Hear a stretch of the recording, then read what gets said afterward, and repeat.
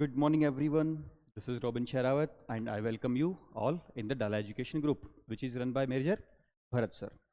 तो डाला education group आपके लिए रन कर रहा है free crash course online plus offline दोनों ही मोड्स के अंदर 12 मार्च से 12 अप्रैल तक। तो इसमें हमारा टॉपिक जो हमने स्टार्ट किया था पिछले सेशन में दैट वाज प्रेपोजिशंस। तो प्रेपोजिशन बेसिकली हमने जाना था कि है क्या, और कुछ इंपॉर्टेंट प्रेपोजिशंस के हमने थोड़े बहुत यूजेस देखे थे। ठीक है, अब आज हमारे पास जो पार्ट बचता है वो कौन सा बचता है बेटा? फिक्स प्रेपोजिशंस का पार्ट हमारे पास बचता है। तो आइए वहां से शुरू करते हैं ज़रा। Let me find. ओके, तो लेट्स बिगिन। हमारे पास सबसे पहले 4 शब्द हैं, angry, annoyed, vexed, disgusted. 4 questions आपके पास हैं। I am unable to find the pen. 4 questions हमारे पास हैं। आपके पास सारे ऑप्शन खुले हुए हैं, आप जो मर्जी आपको अच्छा लगे प्रेपोजिशन से एक बार भरिए, फिर हम बात करेंगे कि किस क्वेश्चन में क्या आएगा। Take your time, you have 30 seconds.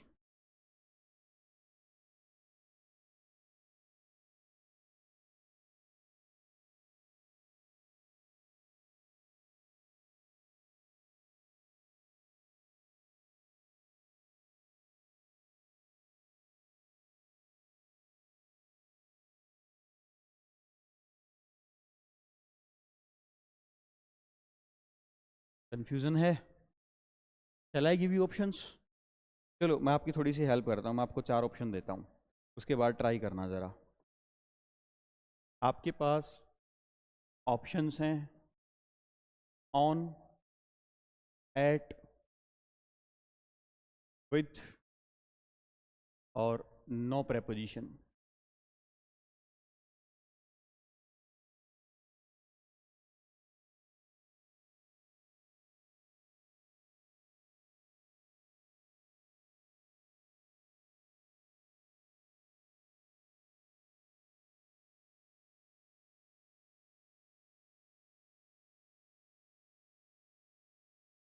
Done. चलिए first question, she is angry dash my behaviour. On my behaviour, very good. He was annoyed dash my result, with my result, बहुत बढ़िया। Amit was disgusted dash his mistake, on his mistake. And I am angry dash you, with you, ठीक है। Eight you, देख लो on you भी हो सकता है ना? हाँ, अब देखो basically what point we have, angry, annoyed, vexed, disgusted, चारों ही एक जैसे कॉन्टेक्स्ट के शब्द हैं। जो एक जैसे कॉन्टेक्स्ट के शब्द होंगे वो एक जैसी ही प्रेपोजिशन लेके चलेंगे, तो इसलिए चारों को मैंने साथ लिखा है। ठीक है, तो एंग्री का मतलब गुस्सा होना, एनोइड नाराज होना, वेक्स्ड चिढ़ जाना, खिंच जाना किसी से, है ना, मतलब नाराजगी के जैसा ही होता है ये भी एक तरीके से, और डिसगस्ट भी ऐसा ही कुछ होता है ना। तो मतलब जब कोई हरकत कर रहा है कुछ तो उस पर आप शर्मिंदा हो रहे हैं, आपको बुरा लग रहा है, दैट इज डिसगस्टेड। ओके, तो एंग्री, एनोइड, वेक्स्ड, डिसगस्टेड, क्या प्रेपोजिशंस लेंगे भाई? एंग्री, एनोइड, वेक्स्ड, डिसगस्टेड होता है एट समथिंग, एट समथिंग, और विद समवन, विद समवन। तो अगर तो बात हो पर्सन की, अगर तो बात हो पर्सन की तो क्या लगेगा? विद। क्या लगेगा बेटा? विद। अगर हो बात हो पर्सन के अलावा किसी की भी, कोई बात हो, कोई घटना हो, कुछ भी हो, तो फिर क्या लगेगा? एट। समझ आ गई बात? तो 2 प्रेपोजिशन लेंगे, angry, annoyed, vexed, disgusted, at something, with someone. देखें जरा सवालों को। She is angry dash my behaviour, person की बात हो रही है कि किसी और चीज की बात हो रही है? पर्सन की बात हो रही है बेटा। अगर पर्सन की बात होती तो मी ना लिखता मैं। बात तो बिहेवियर की हो रही है, बिहेवियर थोड़ी ना पर्सन होता है।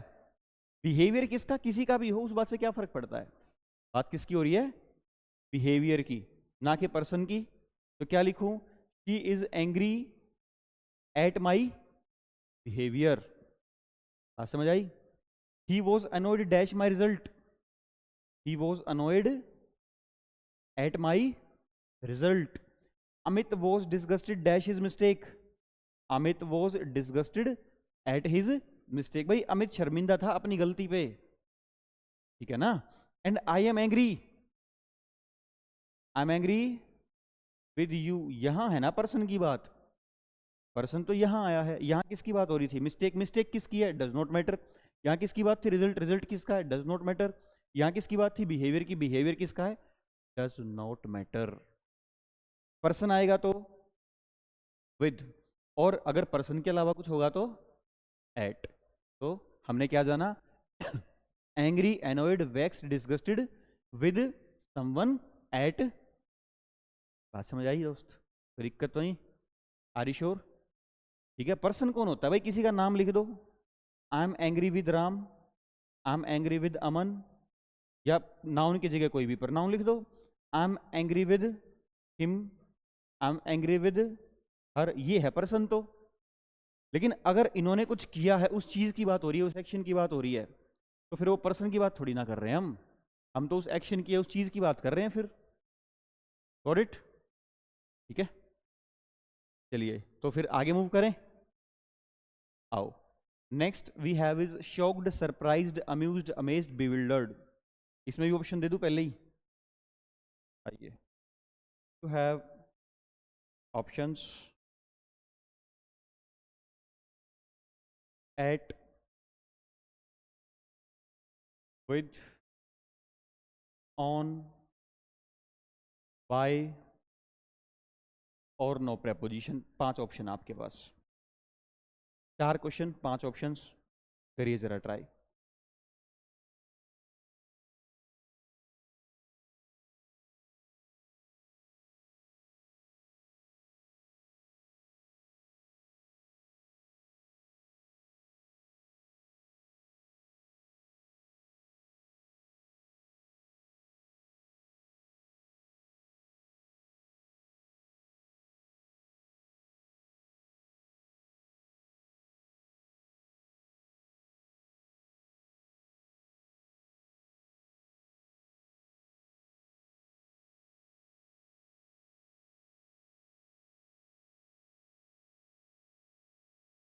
डन, चलिए तो क्या आंसर्स भरे आप लोगों ने बताइए। We were shocked dash the news, क्या बोलते हो, कुछ तो कहो। बाय और विद 2 आंसर आ रहे हैं, कुछ कुछ सेम आप लोगों के भी आएंगे बेटा, जो वीडियो को रिकॉर्डेड देख रहे हैं, ठीक है। तो अपना जो भी आंसर है मार्क कर लीजिएगा, लिख लीजिएगा, मैच कर लेना फिर कहाँ गलती हुई है कि ठीक हुआ है। Second question, we were amused dash the magician, by the magician, ठीक है। I was surprised dash my friends on my birthday, by my friends, okay. She was amazed dash my result, on my result, with my result, okay. तो देखें जरा क्या होना चाहिए, आइए देखते हैं। देखो, शॉक्ड, सरप्राइज्ड, अम्यूज्ड, अमेज्ड, यहां लिख दूं, होता है, क्या होता है, एट समथिंग, एट समथिंग, और बाय समवन, ठीक है। Shocked, surprised, amused, amazed, bewildered. Shocked आप जानते हैं, सरप्राइज्ड आप जानते हैं, अम्यूज्ड होता है खुश होना, ठीक है, और अमेज्ड भी होता है हैरान होना लेकिन खुशी से। शॉक्ड होता है हैरान होना लेकिन किसी नेगेटिव चीज से, है ना, कुछ नकारात्मक प्रभाव हुआ है तो शॉक्ड हुए हैं। अगर कोई खबर मिली, हैरान तो है लेकिन खुशी भी है, तो अमेज्ड हैं। अम्यूज कब होते हैं, जब आप खुश होते हैं, एंटरटेन होते हैं, कोई आपको चुटकुले सुनाए या कुछ करके दिखाए तो आपको अम्यूज कर रहा है। और बिविल्डर्ड होता है बहुत ज्यादा ही हैरान हो जाना, एक्सट्रीम लेवल पे हैरान होना, दैट इज बिविल्डर्ड। ओके, तो एक ही जैसे कॉन्टेक्स्ट के वर्ड है सारे, तो प्रेपोजिशन भी एक जैसी लेंगे, तो क्या लेंगे, एट समथिंग, बाय समवन। यहां क्या था हमारे पास पिछली स्लाइड में, एट समथिंग लेकिन विद समवन था, वहां बाय और यहां विद का डिफरेंस क्यों आ रहा है, क्योंकि बाय तो काम को करने वाले को दिखाता है ना, तो एक्चुअली यहां पे जो काम होगा वो डूअर इंटेंशनली करेगा पर्सन एक्चुअली, इसलिए बाय लगा रहे हैं। जबकि वहां पे सामने वाले ने उसे किया नहीं है गुस्सा, उसको गुस्सा आ गया है किसी बात पे, किसी वजह से। अब जैसे मान लो रिजल्ट आया भाई मेरा, मैं हो गया फेल, मैंने थोड़ी ना गुस्सा दिलाया घर वालों को, समझ रहे हो बात को, वो तो आ गया बस। जबकि मान लो जैसे इस एग्जाम्पल की हम बात करें कि भाई आई was surprised by my friends on my birthday, तो मेरे फ्रेंड्स ने सरप्राइज दिया है ना जानबूझ के, तो इसलिए बाय आता है, क्योंकि बाय किसकी प्रेपोजिशन है, काम को करने वाले की प्रेपोजिशन है बाय। ये चर्चा हमने कल की थी, समझ आ रहा है बाय वहां यहाँ क्यों आ रहा है, वहां विद क्यों आ रहा है, ठीक है। ओके, तो we were shocked dash the news, क्या बोलोगे, at the news. We were amused dash the magician, by the magician. I was surprised by my friends, she was amazed at my result.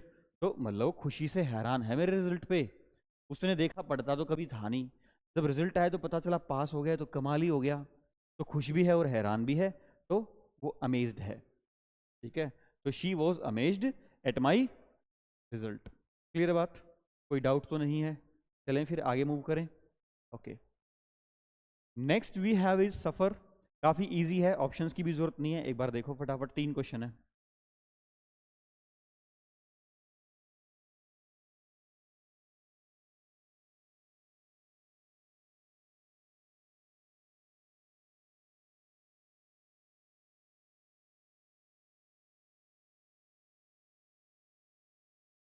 हो गए, नहीं हुए, sir एक, sir एक ही सवाल आसान है, आपने तो हमें उल्लू बनाया है ना, एक ही सवाल आसान दिया है बस, ठीक है। तो फिर ऑप्शन दे दूं, क्या बोलते हो, चलो फिर ऑप्शन ले लो, ऐसी बात है तो।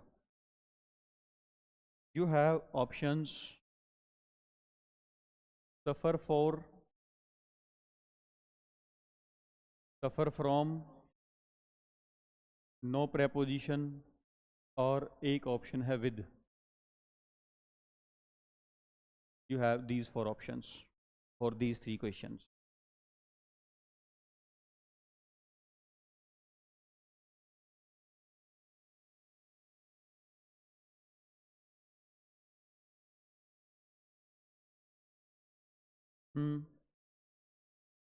आखिरी वाले में भी फ्रॉम आएगा, ओके, और बीच वाले में क्या आएगा, बीच वाले का नहीं पता सर, चलो आओ देखें क्या आना चाहिए।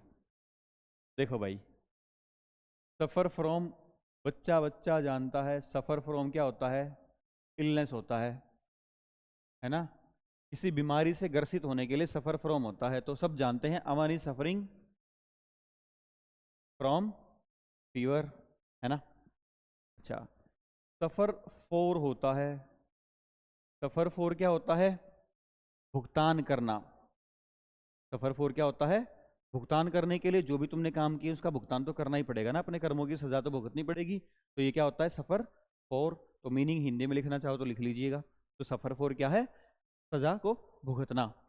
तो everyone has to suffer for his acts, ठीक है।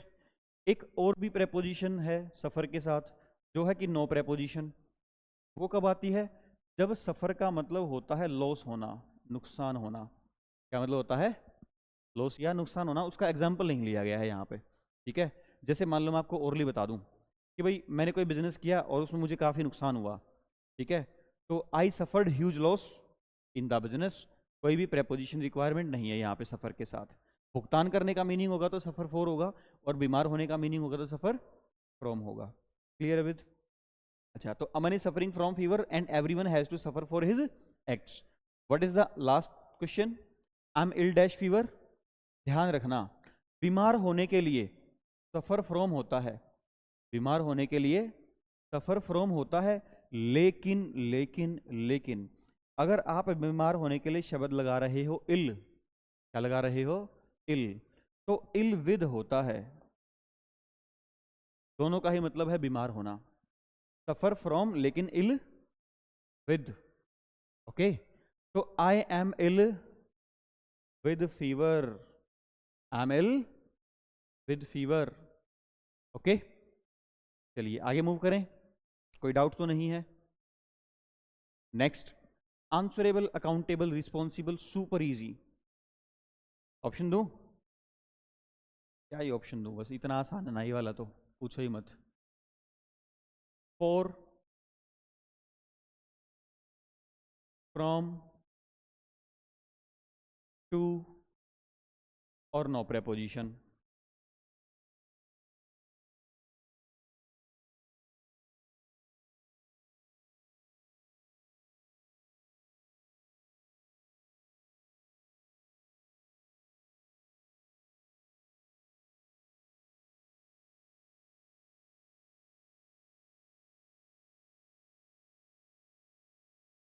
हाँ जी। I am not responsible for your loss, जी बिल्कुल आना चाहिए, ये टाइपिंग एरर है। I am not responsible for your loss, answer ही बता दिया लो मैंने, निकल आया ना अंदर से, मैं क्या करूं।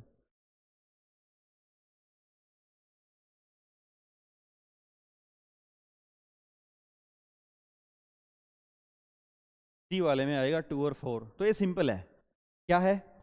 बेसिकली आंसरेबल, अकाउंटेबल, रिस्पॉन्सिबल, तीनों का ही मतलब होता है जवाबदेह होना, उत्तरदायी होना, रिस्पॉन्सिबल होना। ठीक है, तो आंसरेबल, अकाउंटेबल, रिस्पॉन्सिबल होता है जिसको आपने जवाब देना है, जिस व्यक्ति को, जिस पर्सन को आपने जवाब देना है, उसके लिए क्या लगता है बेटा? टू। तो आंसरेबल, अकाउंटेबल, रिस्पॉन्सिबल होगा टू समवन और फॉर समथिंग। तो जिस बात के लिए, जिस चीज के लिए जिम्मेदारी है उसके लिए 4 लगाइए, जिस व्यक्ति के प्रति आपकी जिम्मेदारी है उसके लिए 2 लगाइए। तो यू आर अकाउंटेबल, किसको जवाब देना है तुमने? मैनेजर हिसाब लेगा तुमसे हर चीज का, तुमने क्या किया पूरा दिन में, क्या नहीं किया। ठीक है, तो you are accountable to the manager. I am not responsible for your loss, भाई तुम्हारा जो नुकसान हुआ है उसके लिए मैं जिम्मेदार नहीं हूं, है ना, चाहे कोई भी हो, चाहे तुम खुद हो, आई डोंट नो, लेकिन मैं जिम्मेदार नहीं हूं। And last question is everyone is answerable, किसको गो देना है जवाब? सबने किसको जवाब देना है? भगवान को। तो everyone is answerable to God for his actions, के क्या किया क्या नहीं किया तुमने दुनिया में जाके बताओ, है ना। हाँ, एसएस भी दिया कि नहीं दिया, है ना, दिया तो खराब क्यों दिया, हर चीज का जवाब दिया जाएगा ऊपर जाके। ठीक है, चलिए, तो this was easy one but important one. Okay, next obliged, grateful, thankful, ये भी इजी है बिल्कुल।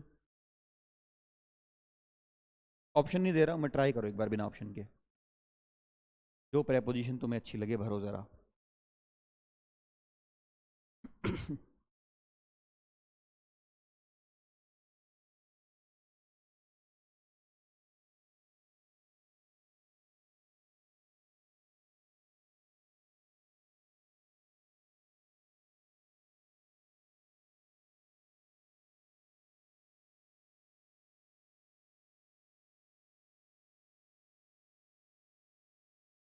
Done. Okay, first question, I am thankful dash your help, for your help बताया है इन बच्चों ने, आप भी देख लो आपका आंसर क्या है। She is grateful dash me, for me, to me, एक आंसर आ रहा है फॉर मी, एक आंसर आ रहा है टू मी। चलिए देखते हैं क्या आना चाहिए, लेट्स नो। तो ऑब्लाइज्ड, ग्रेटफुल, थैंकफुल क्या होता है? ऑब्लाइज्ड, ग्रेटफुल, थैंकफुल होता है टू समवन और फॉर समथिंग, ये शॉर्ट फॉर्म समझ रहे हो ना। तो पर्सन की बात होगी तो टू, और पर्सन के अलावा जिस भी चीज की बात होगी तो उसके लिए फॉर। तो I am thankful for your help, भाई मैं किस चीज के लिए आभारी हूं, किस चीज के लिए थैंकफुल हूं? आपने जो हेल्प की उसके लिए थैंकफुल हूं, है ना। तीनों का मतलब सेम ही है, आभारी होना, कृतज्ञ होना। ठीक है, she is grateful to me, भाई किसके प्रति आभारी है वो? मेरे प्रति आभारी है, राइट। तो she is grateful to me. I am obliged, आपके आने के लिए, है ना, इसलिए आभारी हूं मैं, भाई आप आए हैं यहां इस बात के लिए आभारी हूं। तो आपके प्रति नहीं, आपका आना इस बात के प्रति, समझ रहे हो, पर्सन की बात नहीं हो रही, किसी एक्शन की बात हो रही है, राइट। तो I am obliged for your coming to my party, भाई मानो कोई है बड़ा ही वीआईपी वीजी किस्म का आदमी है, ठीक है, तो कहते हैं ना उसे जब वो आता है कि सर धन्य भाग हमारे आए हैं आप यहाँ, आपका आना हमारे लिए सौभाग्य की बात है। तो ये भी तो यही कह रहा है कि आपका आना इस बात के लिए हम आभारी हैं आपके कि आप आए यहाँ, ठीक है, ऐसा ही कह रहा है ना, समझ रहे हो बात को। Next one should be thankful to his parents. भाई एक व्यक्ति को ना थैंकफुल होना चाहिए, आभारी होना चाहिए, किसके प्रति?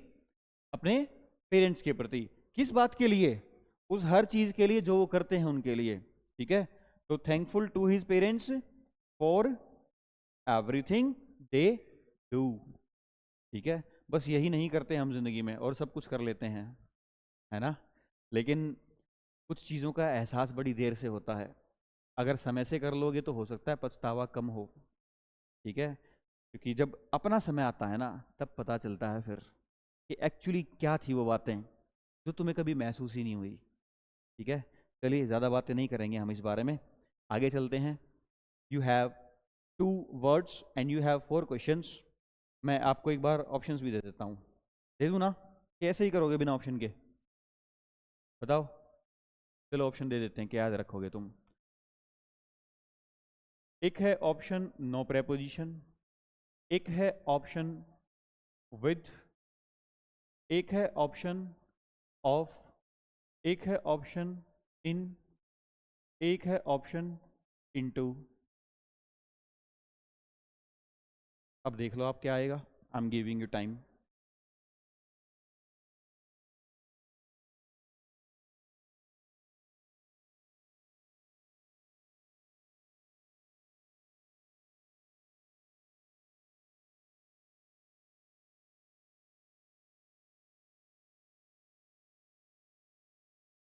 थर्ड में विद आएगा,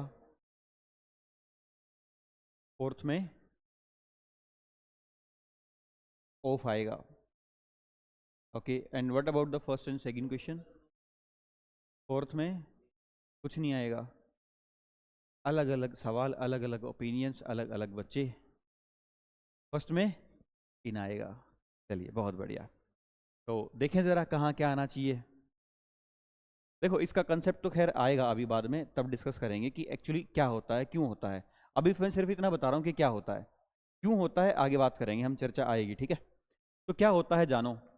होता ये है कि कॉम्प्राइज और इन्वेस्टिगेट। कॉम्प्राइज का मतलब जानते हैं क्या होता है? कॉम्प्राइज का मतलब होता है से मिलकर बनना, ये कॉम्बिनेशन से बनना, ये होता है कॉम्प्राइज का मतलब। इन्वेस्टिगेट तो जानते ही हो, छानबीन करना, जांच करना। तो इन्वेस्टिगेट के लिए कोई प्रेपोजिशन नहीं आती, और कॉम्प्राइज के लिए कोई प्रेपोजिशन नहीं आती, ये आपने याद रखना है, ठीक है। तो the police are investigating the case, okay. The police are looking into the case, ये छोड़ दो। A cricket team comprises 11 players. एक क्रिकेट टीम किससे मिलके बनती है? 11 प्लेयर से मिलके बनती है ना, यही तो है कॉम्प्राइज का मतलब। तो कॉम्प्राइज और इन्वेस्टिगेट क्लियर है, ठीक है। इनके साथ कोई भी प्रेपोजिशन नहीं आएगी। लेकिन सेम ही मीनिंग में 2 वर्ड्स और भी आते हैं। कौन से 2 वर्ड्स आते हैं? कॉम्प्राइज के मीनिंग में आता है लुक इनटू। कॉम्प्राइज के मीनिंग में क्या आता है बेटा? Look into. और इन्वेस्टिगेट के मीनिंग में आता है, अरे उल्टा बोल दिया, रुक जाओ, तीर बदलते हैं थोड़े से।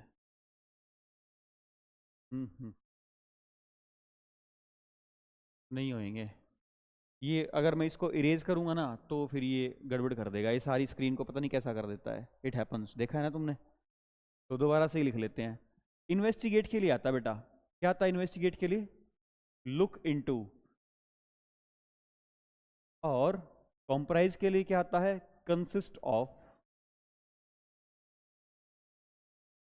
ये ध्यान रखिएगा, ठीक है। तो अगर तो शब्द दिया है इन्वेस्टिगेट तो कोई प्रेपोजिशन नहीं लगेगी, लेकिन अगर वर्ब दी है लुक, वर्ब क्या दी है, तो फिर क्या लगेगा? इनटू लगेगा। The police are looking into the case. दोनों सेंटेंसेस का सेम ही मीनिंग है, ध्यान रखिएगा, बिल्कुल सेम मीनिंग है, कोई डिफरेंस नहीं है, ओके। ऐसे ही जो है कॉम्प्राइज का मीनिंग क्या था? से मिलके बनना। तो कॉम्प्राइज की जगह दूसरे शब्द क्या आ सकते हैं? Consist of. तो a cricket team consist of 11 players. दोनों ही सेंटेंसेस का मतलब क्या है कि एक क्रिकेट टीम किससे मिलके बनती है? 11 प्लेयर से, 11 प्लेयर से मिलके बनती है। तो that is the meaning of comprise या फिर consist of. Super duper important point है ये वाला, ध्यान रखिएगा इसको, ये खूब पूछता है। कॉम्प्राइज वाला तो खूब पूछता है। तो कॉम्प्राइज के साथ कुछ नहीं आएगा, जबकि कंसिस्ट ऑफ होगा। इन्वेस्टिगेट फिर भी बहुत कम आता है, लेकिन कॉम्प्राइज खूब आता है, भर भर के आता है कॉम्प्राइज। ठीक है, आगे चलें। यहां समझ आया? नेक्स्ट, सुपर इजी, करो जरा ट्राई।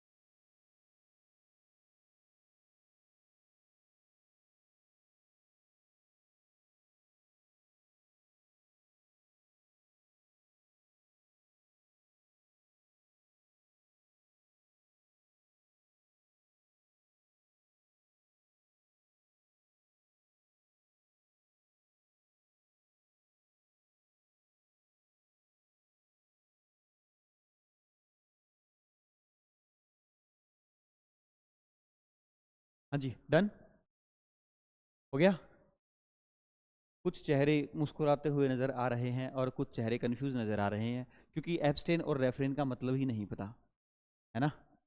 चलिए, एब्सटेन और रेफरेन दोनों का ही मतलब होता है किसी चीज से दूर रहना, किसी चीज से परहेज करना। ठीक है, तो एब्सटेन फ्रॉम होता है और रेफरेन भी फ्रॉम होता है। तो एब्सटेन फ्रॉम और रेफरेन फ्रॉम। ठीक है, तो we should abstain from junk food. भाई हमें जंक फूड से, पिज्जा बर्गर से दूरी बना के रखनी चाहिए, उससे परहेज करना चाहिए, ऐसा ही तो बोल रहा है। And you should refrain from taking alcohol. ठीक है, तो आपको इस काम से भी दूर रहना चाहिए। किस काम से दूर रहना चाहिए? अल्कोहल पीने से। ठीक है, तो टेक का मतलब खाना है, पीना भी होता है, राइट। तो इजी है, क्या था? एब्सटेन फ्रॉम और रेफरेन फ्रॉम। ठीक है, ये वाला भी इंपॉर्टेंट है, कई बार पूछता है abstain from, refrain from. Next is deal. Deal verb से आपके पास हैं 5 क्वेश्चंस। कोई बात नहीं, देखो एक बार, I am giving you 30 seconds.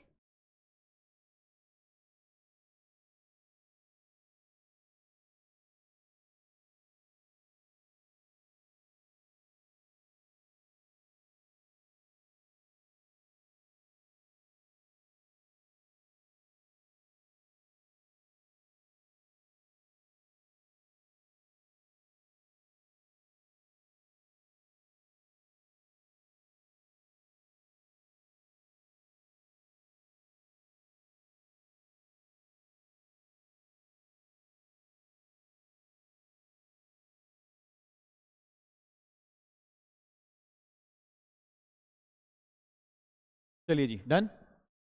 Okay, तो आंसर्स बताइए, क्या लगता है आपको? Amit deals dash grocery items from. Okay, एक आंसर है फ्रॉम, और कोई ओपिनियन? विद, बहुत बढ़िया। Next, I can not deal dash such arrogant clients with. Okay, we deal dash mister Oberoi with. Okay, he does not deal alcoholic drinks with. बहुत बढ़िया, लाजवाब, शानदार। हाँ बेटा, any other, he does not deal, नहीं, meaning ही नहीं बन पाएगा बेटा सेंटेंस का। He dealt dash sweets in the class when he qualified the exam with. क्योंकि हर जगह विद लगा रहे हो ना, तो इसलिए पूछ रहा हूं मैं। क्या पता तुम यहां भी विद लगाना चाहते हो। चलिए देखो, deal, deal in, deal with and deal out. Deal in, deal with, deal out. Deal in का मतलब होता है, मतलब डील इन समथिंग होता है बेसिकली। डील इन समथिंग का मतलब क्या हुआ, जिस चीज में आप लेना देना करते हैं, जिस चीज की ले या दे यानी कि व्यापार आप करते हैं, उसके लिए क्या लगेगा, डील इन, है ना। क्या लगेगा बेटा, डील इन। डील विद होता है समवन, यानी कि पर्सन के लिए, जिस व्यक्ति के साथ आप लेना देना करते हैं, व्यापार करते हैं, उसके लिए क्या लगाएंगे, विद। क्या लगाएंगे, विद। और डील आउट का मतलब होता है बांटना, डिस्ट्रीब्यूट करना। It means distribute. ओके। अब देखो, Amit deals dash grocery items. तो ये ग्रोसरी आइटम्स क्या हैं, समथिंग है, मतलब जिस चीज का व्यापार करता है अमित, अमित यानी कि ग्रोसरी आइटम्स में डील करता है, उनके साथ तो नहीं करता। तो Amit deals in grocery items, मतलब परचून की दुकान है अमित की। समझ गए बात। Next, I can not deal dash such arrogant clients. Deal with, मतलब डील विद का पर्सन के लिए यूज होता है, एक इसका मीनिंग निकलता है अक्सर मैनेज करना। ठीक है भाई, इतने एरोगेंट, इतने घमंडी जो किस्म के क्लाइंट हैं, मैं उनको डील नहीं कर सकता, मतलब मैं उनसे जो है कोई डील नहीं सेट कर पाऊंगा, उनको मैनेज नहीं कर पाऊंगा। तो डील विद का मतलब मैनेज करना भी होता है, किसी सिचुएशन को भी मैनेज करने की बात होगी तो भी डील विद आएगा। ठीक है, okay. We deal dash mister Oberoi, ये भी क्या आएगा बेटा, विद आएगा।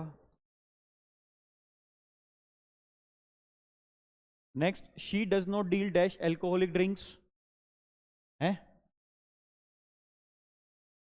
इन आएगा ना, बांटने की बात थोड़ी ना हो रही है बेटा, है ना।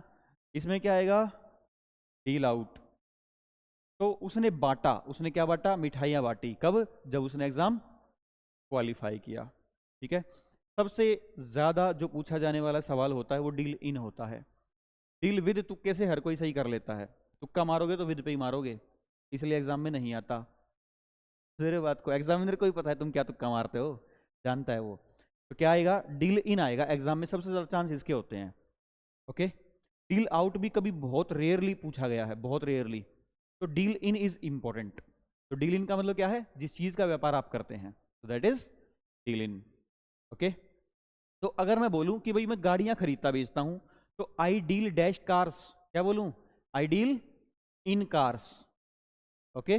इसका मतलब ये नहीं कि मैं गाड़ियों में बैठ के डील करता हूं, मैं गाड़ियों का लेन देन करता हूं, गाड़ियों का व्यापार है मेरा। फाइन। चलिए, next we have is partake, ये भी काफी इंपॉर्टेंट शब्द है हमारे लिए। ऑप्शन दूं क्या, बच्चों की भारी मांग के चलते ऑप्शंस दिए जा रहे हैं। मीनिंग क्या है, इसका मीनिंग होता है हिस्सा लेना। पार्टेक का मतलब क्या होता है, हिस्सा लेना। तो विद, इन, ऑफ और नो प्रेपोजिशन।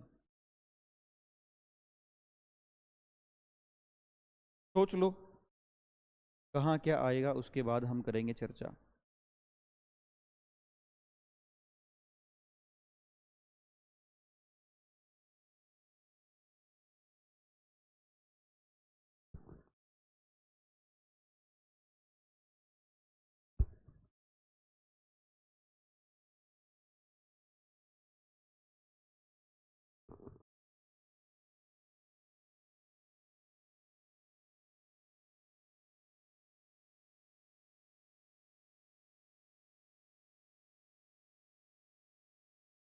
डन हो गया। चलिए, आशा करता हूँ कि हो गए होंगे, ठीक किए होंगे, ऐसी उम्मीद भी करता हूँ। तो Anu will partake dash the annual function in, sure, okay. She did not partake dash her father's property, with. I partook dash the meeting, in. He partook dash the race, बहुत बढ़िया। शानदार। हंसने की क्या बात है, कभी कभी ठीक भी हो सकते हैं तुम्हारे आंसर। देखो,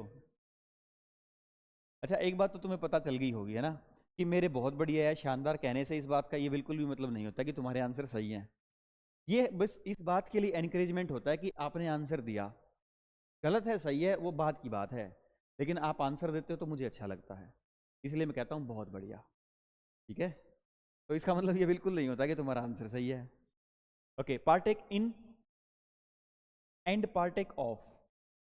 ठीक है, हिंदी करोगे तो दोनों का ही मतलब होगा हिस्सा लेना, लेकिन अंग्रेजी करोगे तो दोनों के मीनिंग में डिफरेंस है, मतलब भाव में डिफरेंस है। भाव में क्या डिफरेंस है? पार्टेक इन का मतलब होता है पार्टिसिपेट करना। पार्टेक इन का क्या मतलब होता है? पार्टिसिपेट करना। और पार्टेक ऑफ का मतलब होता है अपना शेयर लेना, टू टेक शेयर। क्या मतलब होता है बेटा? To take share. ओके, तो अब देखें जरा answer. Anu will partake in the annual function, right? She did not partake of her father's property. I partook in the meeting, और he partook in the race. ठीक है, तो ये है पार्टेक इन और पार्टेक ऑफ। पार्टेक इन काफी पूछा जाने वाला फ्रेजल वर्ब है। फ्रेजल वर्ब कहो, फिक्स प्रीपोजिशन कहो, जो आपको अच्छा लगे, बात तो सेम ही है। ओके, चलें आगे। समझ आ रहा है आराम से, कोई दिक्कत तो नहीं आ रही? Okay, next we have is marry. बहुत ही विवादित और ये भी काफी पूछा जाने वाला शब्द है, जानते हैं आप।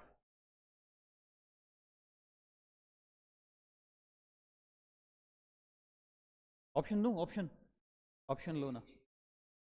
एक ही वर्ड आ रहा है, बताओ, तुम ही बता दो पहले, फिर क्या आ रहा है? विद आ रहा है। ये लो भैया, सबसे पहला ऑप्शन है विद, दूसरा ऑप्शन है नो प्रेपोजिशन, तीसरा ऑप्शन है टू, और चौथा ऑप्शन है none of these. None of these, इनमें से कोई नहीं, कुछ और ही आएगा मतलब।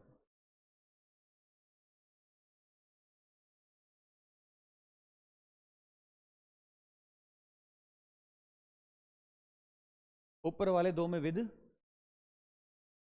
नीचे वाले में दो में टू। क्या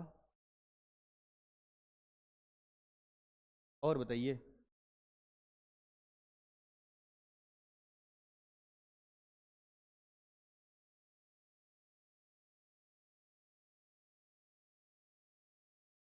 डन, चलिए जी। मैं आशा करता हूँ सब बच्चों का हो गया होगा, नहीं हुआ है जो क्लास में है उनका तो कुछ कर नहीं सकते, लेकिन वीडियो वाले पॉज करके सोल्व कर सकते हैं अगर नहीं हुआ तो। ठीक है, ओके। पहले तो ये नाम पढ़ो, परवीन मैरिड अमन। क्या लग रहा है? ये कैसी अजीब सी बात है? हैं? टू बी और, हाँ, टू अमन, ओके, और विद अमन, दोनों सही लग रहे हैं, मतलब टू भी सही लग रहा है, विद भी सही लग रहा है। ठीक है, विद से ज़्यादा लग रहा है। 75% परसेंटेज की मात्रा भी बताई गई है, देखो क्या बात है। ओके, तो let me discuss a very important concept. ठीक है, तो वहाँ से फिर डेरिवेशन आएगा एक छोटा सा, वो आगे जाके अप्लाई भी होएगा, उससे रिलेटेड फिर बहुत सारे और भी चीज़ें आएंगी हमारे पास। तो अभी डिस्कस कर लेते हैं, मुझे लगता है अब इसको डिस्कस करने का सही समय है। एक सवाल है, बताऊं क्या सवाल है? सवाल है, आई लव खालिस्तान यू। सुना है तुमने ये सेंटेंस कभी? ना तो है सर, मौका मिला होगा तो कहा भी होगा किसी को, है ना, नहीं मिला होगा तो नहीं कहा होगा। अच्छा मुझे ये बताओ, इसमें प्रेपोजिशन क्या आएगी? मेरा सवाल तो ये है, क्या प्रेपोजिशन आएगी? कुछ प्रेपोजिशन नहीं आएगी ना? Are you sure? ये तो सीधा होता है ना, जानते हो ना तुम, है ना? आई लव यू होता है, बीच में तो कुछ नहीं आता। क्यों नहीं आती बीच में प्रेपोजिशन? क्योंकि हम बोलते हैं, हम लिखते हैं सब्जेक्ट, हम लिखते हैं वर्ब, और फिर हम लिखते हैं ऑब्जेक्ट। काम को करने वाला सब्जेक्ट, है ना, और काम का रिसीवर ऑब्जेक्ट ना। तो लव वर्ब का ऑब्जेक्ट बेसिकली कौन है? लव वर्ब का किसको प्यार करता हूं? तुम्हें करता हूं ना। लव वर्ब का ऑब्जेक्ट कौन है? Are you getting this point? तो जब वर्ब के बाद वर्ब का ऑब्जेक्ट आएगा तो प्रेपोजिशन का तो कोई काम ही नहीं होता। Are you getting this? तो इसलिए प्रेपोजिशन नहीं आती यहां पे। This is fine. ऐसे ही हमारे पास एक वर्ब है। क्या वर्ब है बेटा? मैरी वर्ब है। ठीक है। तो ये मैरी वर्ब भी ऐसी वर्ब है जिसके बाद उसका क्या आएगा? ऑब्जेक्ट आएगा। क्या आएगा? ऑब्जेक्ट आएगा। This is fine.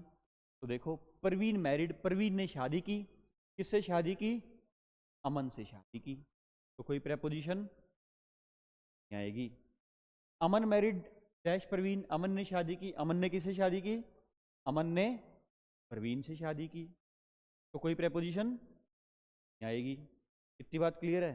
अच्छा, ये अमन और परवीन में लड़का कौन है और लड़की कौन है, कुछ बता पाओगे? दोनों ही लड़के हैं सर। नहीं बेटा, एक लड़की है। देखो, मैं आपको बताता हूँ। एक्चुअली ये ऐसे नाम लेने का एक स्पेशल रीज़न है कि मैंने एग्जाम्पल में ऐसे नाम क्यों ड्राइव करे हैं। एक कंसेप्ट चलता है मार्केट में, बड़ा भयंकर सा कंसेप्ट है, जो कहता है कि लड़के का नाम पहले हो तो ये लगाना, लड़की का नाम पहले हो तो ये लगाना। टू और विद का कुछ है वो चक्कर कि ये हो तो टू लगाना, वो हो तो विद लगाना। मुझे याद नहीं है, याद इसलिए नहीं क्योंकि वो है ही गलत, तो याद करके मैं करूँगा क्या उसको? ठीक है। और तो अब तुम पता ही नहीं कर पाओगे लड़का कौन लड़की कौन है, क्योंकि प्रवीण एक ऐसा नाम है जो लड़के का भी होता है लड़की का भी होता है। तुमने नहीं सुना तो ऐसे मत देखो मुझे, लेकिन होता है। हमारी मैडम थी प्रवीण मैडम, ठीक है, साइंस पढ़ाती थी हमें 8वीं 9वीं 10वीं क्लास में। ठीक है। और अमन लड़कों में खूब होता है हमारे यहाँ हरियाणा में। पंजाब में लड़कियों का नाम भी होता है अमन, होता है ना। तो दोनों ही मैंने ऐसे नाम लिए हैं जो लड़के का भी हो सकता है लड़की का भी हो सकता है। ठीक है। तो पॉइंट ये है मेरा आपको समझाने का कि लड़का आगे लिखा गया है, लड़के का नाम, लड़की का नाम आगे लिखा गया, उस बात से कोई फर्क ही नहीं पड़ता।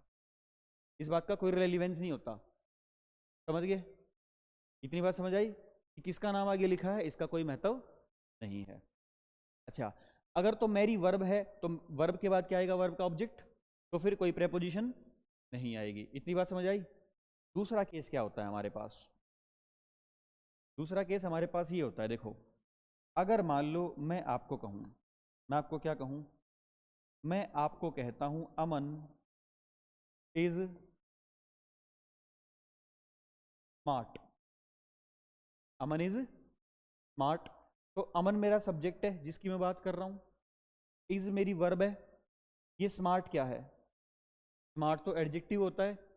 तो ये एडजेक्टिव है जो कि अमन को डिफाइन कर रहा है कि अमन कैसा है। तो अगर मैं बोलूं अमन बेवकूफ है तो सही है ना। अगर मैं बोलूं अमन पैसे वाला है तो सही है ना। अगर मैं बोलूं अमन गरीब है तो सही है ना। अगर मैं बोलूं अमन शादीशुदा है तो ये भी तो सही है। तो जब मैं बोलूंगा कि Aman is married, Aman is married, तो मैंने अमन की स्टेट बताई ना कि अमन क्या है? अमन शादीशुदा है। तो एडजेक्टिव की जगह तो एडजेक्टिव आएगा। देखो, सब्जेक्ट की जगह कुछ भी बदल लो, सब्जेक्ट ही आएगा हमेशा। ही कर लो, शी कर लो, अमन कर लो, अमित कर लो, सब्जेक्ट की जगह सब्जेक्ट ही आएगा, वर्ब की जगह वर्ब ही आएगी। तो यहाँ जो ये एडजेक्टिव है इसकी जगह एडजेक्टिव ही लिखूंगा मैं। तो ये एक्चुअली मैरिड यहाँ पे क्या बना इस सेंटेंस में? एडजेक्टिव बना। क्या बना बेटा? एडजेक्टिव। और सेंटेंस मेरा हो चुका है पूरा। सेंटेंस मेरा पूरा हो चुका है, अमन इज मैरिड, अमन शादीशुदा है। जब आपका सेंटेंस पूरा हो चुका होता है और आपको एक्स्ट्रा इन्फॉर्मेशन जोड़नी होती है तो प्रेपोजिशंस की जरूरत पड़ती है ना। जैसे एक और एग्जांपल दूं, आई बोट अ बैग, मैंने एक बैग खरीदा, फुल स्टॉप, हो गया सेंटेंस पूरा। एक एक्स्ट्रा इन्फॉर्मेशन दूं, देखो प्रेपोजिशन से दूंगा, कहाँ से खरीदा? फ्रॉम दिल्ली, है ना। और एक्स्ट्रा इन्फॉर्मेशन दूं, ऑन माई बर्थडे।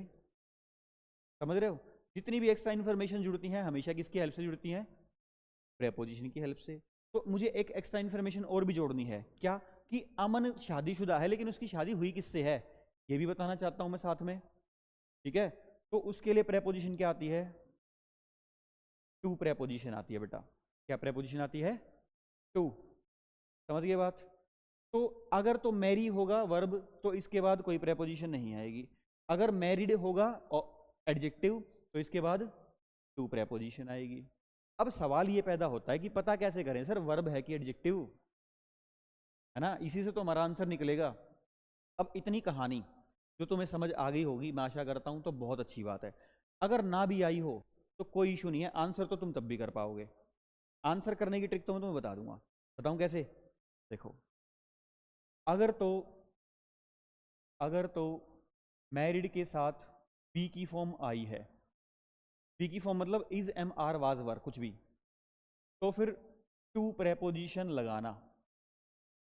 अगर मैरिड के साथ बी की फॉर्म आई है तो टू प्रेपोजिशन लगाना, और अगर मैरिड के साथ बी की फॉर्म नहीं आई है तो तुम भी प्रेपोजिशन मत लगाना।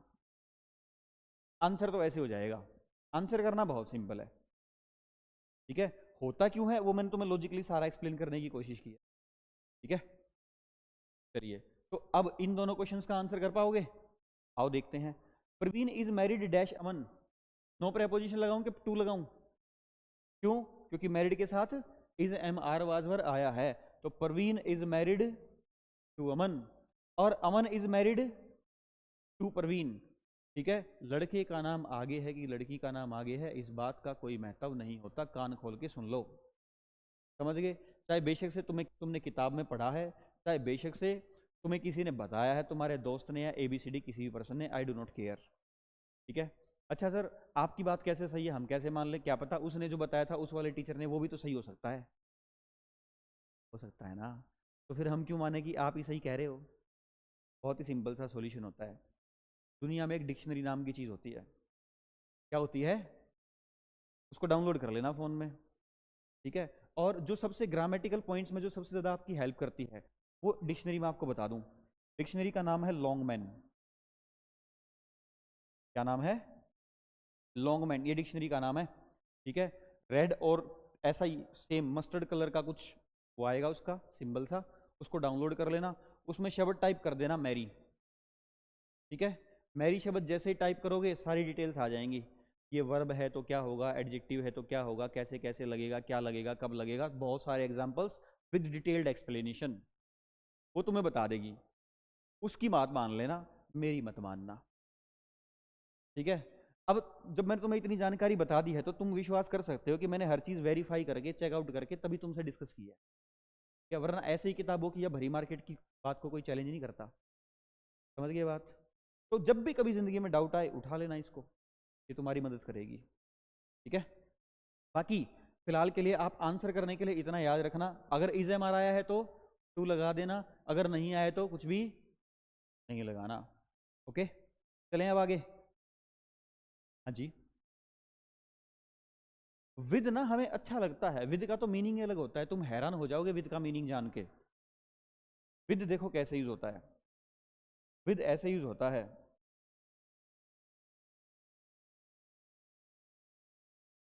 अरे बेटा ऐसे हिंदी करने से नहीं होता हमेशा, भाषाएं अलग अलग हैं तो यूसेज के डिफरेंसेस होते हैं अक्सर, सेम हिंदी करने से सेम आंसर नहीं आते। और फिक्स प्रेपोजिशन में तो ये चीज़ तो तुम भर भर के देखोगे, ठीक है। हिंदी करने से तो तुम देखो पिछले कितने भी चेक कर लो, हो रही है ना गड़बड़, हिंदी मीनिंग तो सेम ही आ रहे हैं लेकिन प्रेपोजिशन अलग अलग लग रही हैं। समझ पा रहे हो बात को? तो हिंदी करने से बात नहीं चलती हमेशा। I am married with two children, I am married with two children, यहां आता है विद। अब ये क्या बात हुई सर, दो बच्चों से शादी करी आपने? नहीं विद जब लगता है इसका मतलब होता है आप ये बता रहे हो कि आप शादीशुदा हैं और आपके कितने बच्चे हैं, ये होता है विद का मतलब। तो I am married with two children का मतलब हुआ कि मैं शादीशुदा हूं और मेरे कितने बच्चे हैं? दो बच्चे हैं, यहां लगता है विद, समझ गए, वहां नहीं लगता। Got it? ये पॉइंट भी आपको मिल जाएगा डिक्शनरी में, स्पेशली लिखा है उसने नोट बना के डिक्शनरी में कि ध्यान रखना मैरिड विद का मतलब ये होता है, ओके। चलिए, ये क्या हुआ? अच्छा, अरे मैंने ना ये सारा का सारा तुम्हें यहाँ एक्सप्लेन कर दिया, मुझे लगा मैंने स्लाइड छोड़ी नहीं है। एक्चुअली ये पूरी डिटेल्स मैंने लिखने के लिए यहाँ पे स्लाइड छोड़ी थी, ये तो मैं भूल ही गया कि मैंने अलग से स्लाइड बना रखी है इसके लिए, ब्लैंक पेज छोड़ रखा है। बाकी आप लोग इसको अच्छे से नोट कर लेना, ठीक है। इसको नोट ना करना चाहो तो इस बात को छाप लेना अपने दिमाग में, ओके। आगे मूव करें, आइए। Next we have is assent, dissent, agree, disagree, concur. सभी का मतलब है सहमत होना, दोनों का मतलब है असहमत होना। ठीक है, तो एक जैसे भाव के हैं या अपोजिट हैं, तो भाव तो वही हुआ, समझ रहे हो। एक शब्द के सिनोनियम्स उसके जैसी ही प्रेपोजिशन रखते हैं सामान्य तौर पे, एक वर्ड के एंटोनियम भी सेम ही प्रेपोजिशन रखते हैं सामान्य तौर पे, जर्नली। हमेशा नहीं होता कुछ भी, जर्नली होता है जो भी होता है। ठीक है, तो दो क्वेश्चन एक बार ट्राई करो।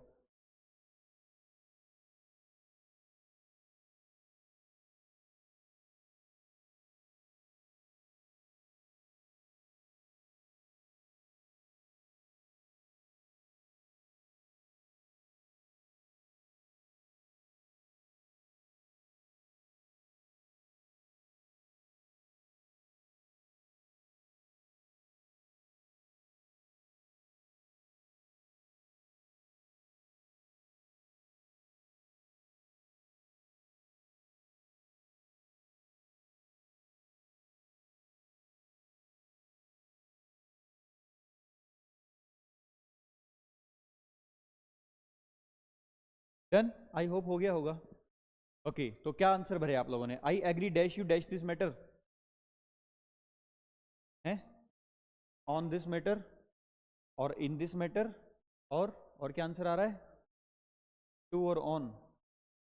ओके, तो देखे जरा क्या आना चाहिए। एग्री, डिसएग्री, एसेंट, डिसेंट, तो मीनिंग पता चल गया सबका। एसेंट एग्री करना, डिसेंट डिसएग्री करना, एग्री करना एग्री करना, डिसएग्री करना मतलब डिसएग्री करना। कनकर का मतलब भी क्या होता है?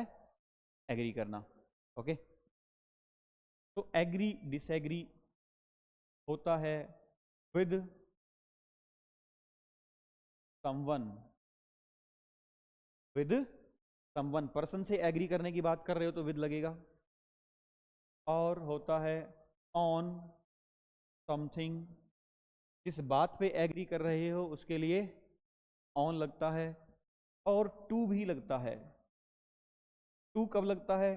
टू लगेगा जब आप बात करेंगे ऑफर की या फिर प्रपोजल की। कब लगता है बेटा? जब आप बात करेंगे ऑफर की या प्रपोजल की। ऑफर या प्रपोजल वाला एग्जाम्पल शायद मैंने नहीं लिया है, बट ध्यान रखना टू भी आता है ऑफर या प्रपोजल के लिए। ठीक है, अच्छा, तो I agree with you on this matter, they disagree with us on everything. एक प्रपोजल का भी एग्जाम्पल दूं, देखो।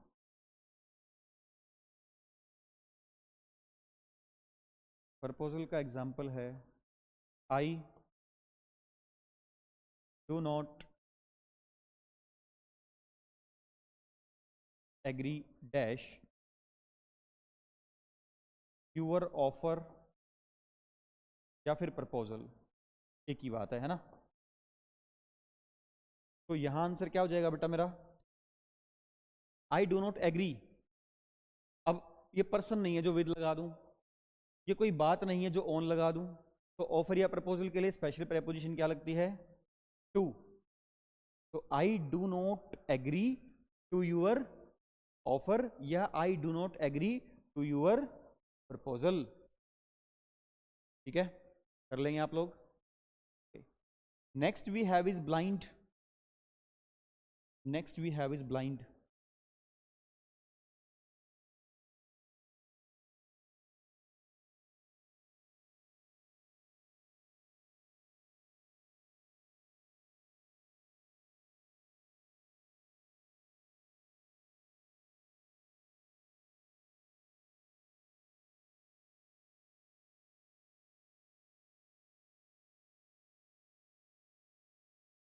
डन, वाओ, ऑप्शन भी नहीं मांगे तुमने, बताइए answer. Suman is blind dash his mistakes, by his mistakes. बहुत बढ़िया। From, very good. फ्रॉम और बाय दो आंसर आए हैं, और बताइए, और बताओ। फ्रॉम, बाय, और भी कोई आंसर है? और भी कोई आंसर है? आपको कुछ लग रहा है बेटा, कोई आंसर नहीं लग रहा है? चलो क्या ही चर्चा करें, आ जाओ मैं तुम्हें बता ही देता हूं। देखिए, blind to, blind in, blind of, blind to, blind in, blind of. Blind in होता है एक आंख से अंधा होना, ओके। ब्लाइंड इन क्या होता है? एक आंख से अंधा होना। ब्लाइंड ऑफ होता है दोनों आंखों से अंधा होना।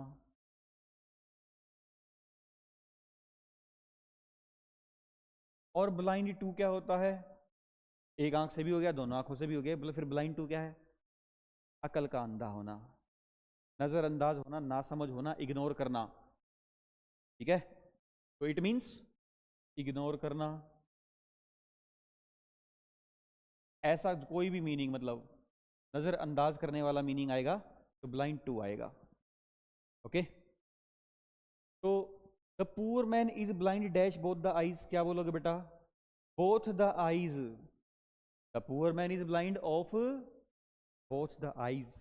Devendra is blind dash the right eye, in the right eye, मतलब दाई आंख से नहीं दिखता उसे, okay. And Suman is blind to his mistake, मतलब उसकी गलतियां तो देखती नहीं है सुमन, कि किसकी? खुद की। तो खुद की होती तो हर नहीं लगना चाहिए, सुमन के लिए हर नहीं लगना चाहिए, क्या बोलते? क्या ये एरर है? नहीं, ये एरर नहीं है। इसका मतलब ये सुमन है, मानो, ठीक है, ये सुमन है, ओके। ये है सुमन, और ये है जो गलतियां कर रहा है, ठीक है।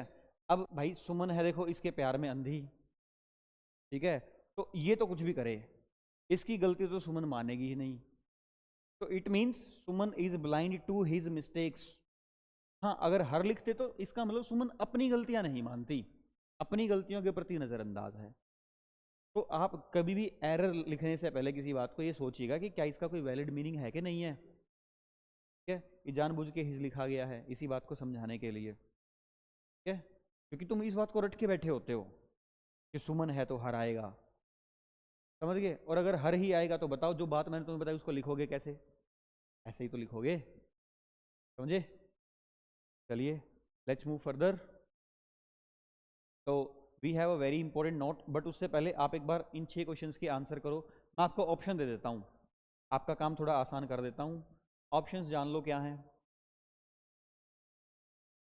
पहला ऑप्शन है ऑन, दूसरा ऑप्शन है फॉर, तीसरा ऑप्शन है इन, चौथा ऑप्शन है टू, पांचवा ऑप्शन है अबाउट, छठा ऑप्शन है नो प्रेपोजिशन। 6 सवाल, 6 ऑप्शन, करो जरा ट्राई, टेक योर टाइम। कोई नहीं, सारे आंसर बना लो फिर बात करेंगे।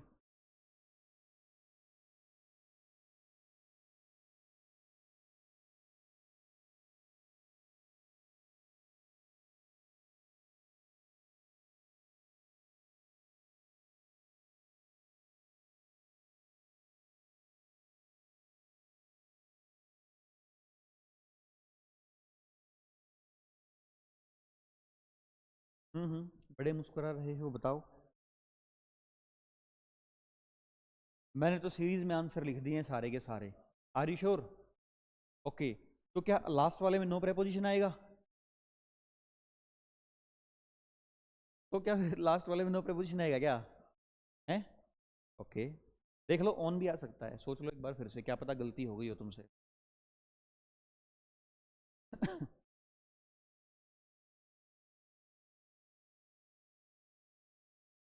डन। तो तुम्हारा आंसर है कि सर सीरीज में जो आपने लिखे हैं वही सारे सीरीज में आंसर है, लास्ट वाले पे डाउट है बस, कि नहीं है? लास्ट वाले में डाउट है, बाकी सारे सीरीज में आंसर सही लिखे हैं मैंने, ओके। देखो देखो देखो, सुनो सुनो सुनो, हमारे पास ना, स्लाइड छोड़ी है मैंने, नहीं छोड़ी है, ओके कोई बात नहीं। देखो हमारे पास वर्ब होती है, क्या होती है? वर्ब। वर्ब ऑब्जेक्ट नाम की चीज लेती है। जब आपको पता करना हो कि वर्ब का ऑब्जेक्ट कौन है, तो वर्ब से दो सवाल पूछिएगा, व्हाट और whom। अगर तो वर्ब का ऑब्जेक्ट है whom का आंसर तो पर्सन होगा। अगर वर्ब का आंसर है व्हाट, मतलब सॉरी वर्ब से आ रहा है व्हाट का आंसर, तो फिर इसका ऑब्जेक्ट नॉन लिविंग होगा। ठीक है, जैसे थोड़ी देर पहले मैंने एग्जांपल किया था, I love home. I love home, you, you था बेटा यू ठीक है, आई लव यू था ना, तो किसको प्यार करता हूँ? यू को करता हूँ, तो होम का आंसर आ रहा है। मान लो मैं एक नाम लिखता हूँ, ठीक है, यू की जगह मैंने एक नाम लिखा अनु, ओके, तो आई लव अनु, तो आई लव होम,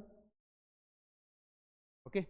अच्छा दूसरा सेंटेंस में बोलता हूँ I love bikes, I love, तो आई लव वॉट, समझ गए बात को?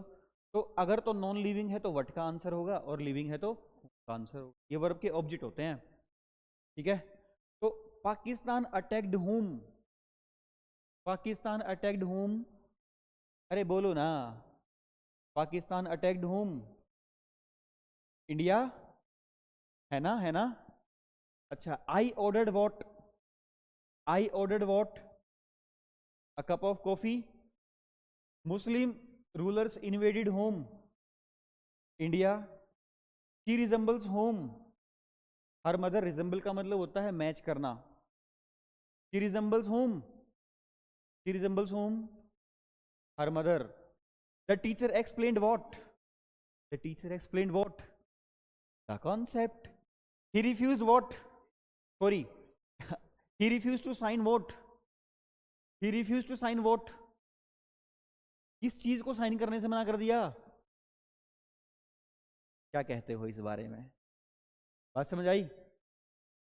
जब भी वर्ब के बाद वर्ब का ऑब्जेक्ट आता है तो प्रेपोजिशन का यूज अभी तो समझाया था।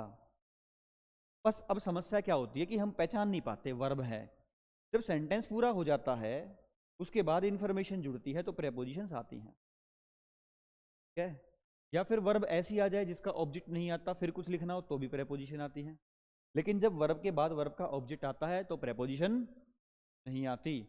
ये जो 6 एग्जाम्पल मैंने लिखे हैं ना, ये 6 तो भूल ही मत जाना गलती से भी। आप वीडियो देख के बाद में लिख लीजिएगा ना उससे, क्योंकि इतना टाइम नहीं है मेरे पास कि मैं आपको लिखने को दूं। मेरे पास अभी बहुत कंटेंट है, 38 पे आए हैं अभी हम, 57 स्लाइड हैं, मैं आपको ढंग से बता भी नहीं पाऊंगा सारी चीज़ें, इतना कंटेंट पड़ा है अभी बाकी। तो एक बार वीडियो जब अपलोड हो जाएगी उसके बाद लिख लीजिएगा आराम से, तो आपका जो है लेक्चर भी रिवाइज हो जाएगा, ठीक है ना। अब देखो हमारे पास बेसिकली क्या है, ये कुछ वर्ब्स हैं जो कि इनके बाद क्या आएगा, इनका ऑब्जेक्ट आएगा, ठीक है। तो ध्यान रखिएगा, इनमें से सारी वर्ब तो याद करनी है पॉसिबल है नहीं, ठीक है। तो कम से कम मैं आपको ये कह रहा हूँ, ये 6 एग्जाम्पल तो अपने दिमाग में छाप लेना। ये तो मोस्ट आस्क्ड एग्जाम्पल्स हैं, मोस्ट आस्क्ड वर्ब्स हैं ये, जो इस कंसेप्ट से पूछी जाती हैं।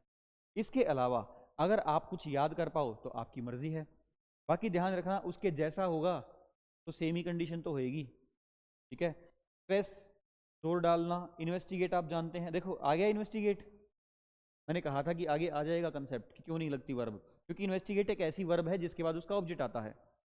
एंटर भी मैंने तुम्हें सिखाया था, याद है तुम्हें? एंटर, एंटर इन या इनटू नहीं होता फिजिकल मोशन के लिए, ठीक है।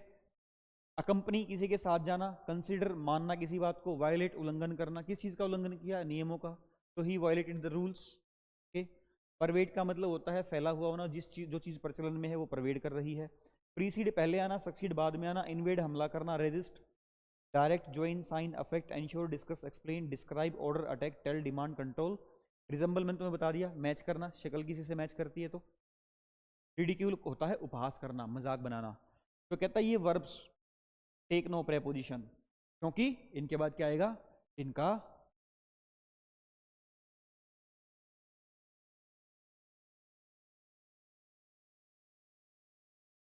क्लियर है कहानी? तो एक बार रिवाइज कर लेना, ठीक है।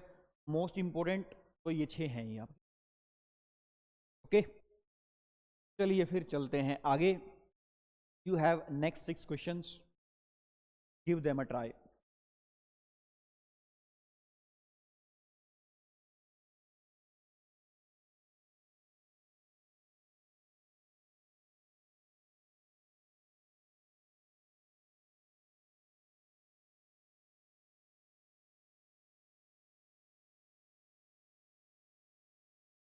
भावनाएं समझ पा रहा हूं मैं तुम्हारी, कि सर पिछली बार जो बवाल हुआ है ना हमारे साथ, अब बस हम कुछ कहना ही नहीं चाहते उसके बाद।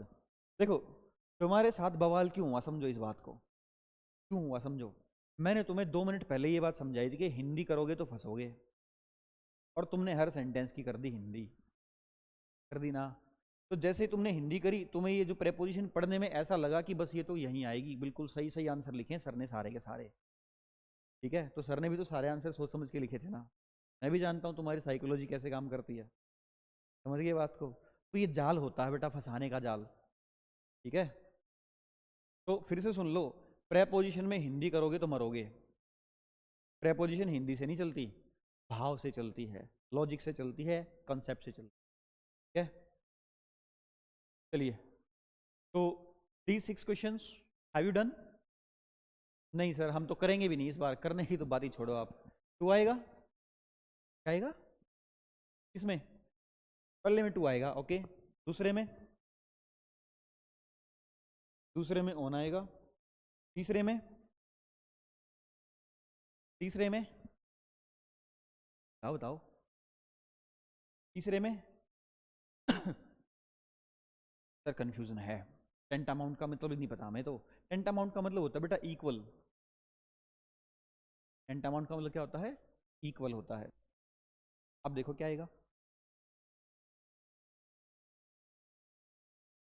चलो छोड़ो, चौथा बताओ। ही is an air dash his father's property of, very good. Smoking is smoking is injurious dash health. और नहीं आएगा,